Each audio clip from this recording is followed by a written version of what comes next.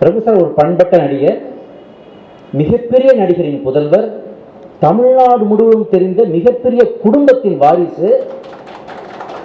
ஆனால் இந்த மாதிரி ஒரு அன்அஸ்யூமிங் இன்னசென்ட் பர்சன், திரும்ப திரும்ப அந்த வார்த்தையை சொல்றேன், ஹி சோ இன்னசென்ட்.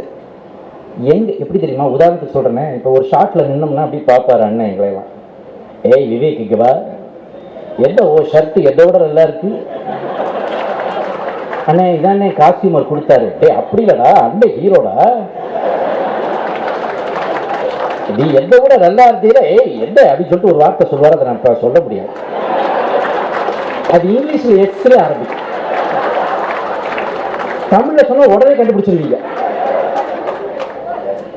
அதை சொல்லிடுவாரு உடனே, அண்ணே இப்ப நான் ஜஸ்ட் கிட்டிங் யூ பேபி அப்படின்னு சொல்லிடுவாரு. அந்த இன்னசென்ஸ். ஆனா ஒரு விஷயம் தெரியுமா, கன்னியா இருக்கவங்க கிட்ட தெய்வம் வராது, தெய்வம் நிற்காது. If you are so intelligent, you are so cunning, God will see that you can do your own thing because you are capable. You are so, உனக்கு குயுக்தி இருக்கு, யுக்தி இருக்குது, நாலேஜ் இருக்குது, ஒரு விஷயத்தை உன்னால செய்து பிடிக்கக்கூடிய அந்த கன்னிங்னஸ் உனக்கு இருக்கு, யூ கேன் டூ இட் அப்படின்னு தெய்வம், இறை, பிரபஞ்சம், சக்தி உன் கூட வராது. ஆனா இன்னசென்ஸ் இருந்ததுன்னு வைங்களேன், ஐயோ பாவம் இவனுக்கு யாரும் கிடையாது, நம்ம தான் ஹெல்ப் பண்ணணும், கடவுள் இறங்கி வரும். அதுதான் பிரபு சாருக்கு இருக்கு.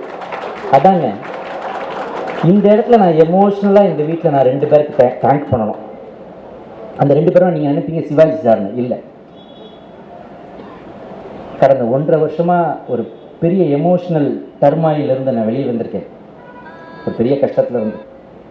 அது எந்த தகப்பனுக்கும் வரக்கூடாத கஷ்டம். ஆனால் அந்த கஷ்டம் எனக்கு வந்தப்போ ஓடி வந்து என்னுடைய வீட்டு தெருவில் நின்னார் பிரபு சாரும் அண்ணியும்.